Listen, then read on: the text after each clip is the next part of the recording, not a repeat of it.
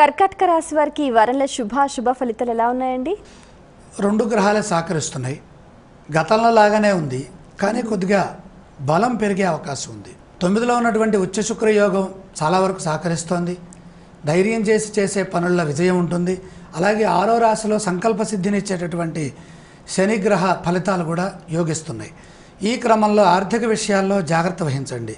రుణగ్రస్తులు కారాదు. డబ్బు ఇచ్చినా తీసుకున్నా అది సమస్యగా మారుతుంది.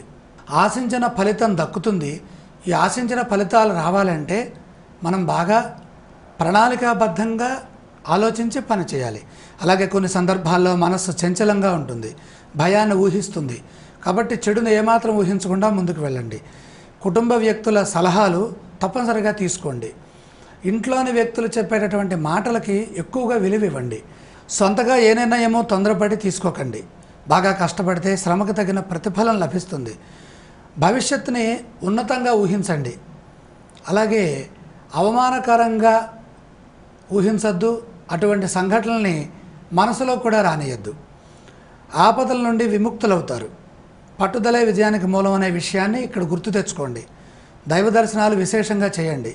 ఎందుకంటే మానసికమైనటువంటి ప్రశాంతత తగ్గే అవకాశం ఉంది. కాబట్టి దైవ సంబంధమైనటువంటి ఆలోచనలతో గడపడం చాలా అవసరం. ఆరోగ్యంపై శ్రద్ధ వహించండి. ఈ రాశి వారు పఠించవలసిన స్తోత్రాలు ఇవ్వండి. తప్పనిసరిగా కర్కాటక రాశి వారు ఈ వారంలో లక్ష్మీదేవిని ధ్యానించాలి. ఆలయ సందర్శన క్రమంలో ఏ దేవీ దేవతలను దర్శిస్తే మంచిదంటారు? విష్ణు సందర్శనం, జగన్మాత అయినటువంటి లక్ష్మీ సందర్శనం. మహాలక్ష్మి దర్శనం వల్ల ఆర్థిక స్థితి గతం కంటే మెరుగవుతుంది. కారణం శుక్రుడు ఉచ్చులో ఉన్నాడు. ఈ రాశి వారు చేయవలసిన దానాలు ఇవ్వండి.